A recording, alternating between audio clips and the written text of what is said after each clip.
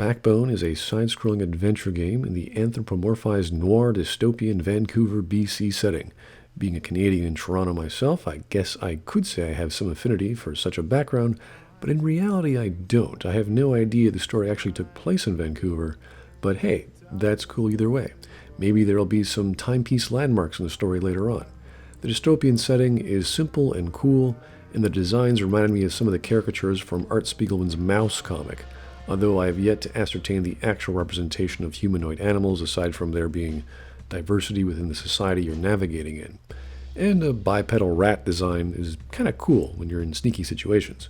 Canada and its multicultural cities would be a great fit for all this diversity, but again, I just can't quite see the connection yet. You play as the private detective Howard Lotor, a bipedal raccoon in a trench coat as you go about your initial mission to snoop on a potentially cheating husband. Of course, with all stories, not all things are as they appear at first.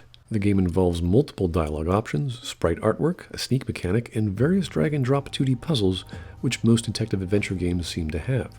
The most notable media is the moody music and art style, both which complement the dark narrative within an urban, seemingly post-war setting. I really like the use of lighting, and thus shadows, as that also works with the streets and their lighting as well as the sneaking mechanic. Some good use of particle effects here and there too, as this is all done in the Unreal Engine, so it's going to look great. Now it's not out yet, but you can get the demo for free on Steam and spend a good hour navigating your way through the city streets, talking to people and schmoozing leggy dames of all different hairy, leggy dispositions. And yes, this is a narrative-focused game, as all adventure games tend to be. Being anthropomorphized, you get a few animal puns along the way.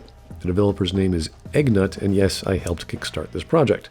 The release date is in 2020, so plenty of time to provide feedback and other reporting on their Discord. Thank you for watching.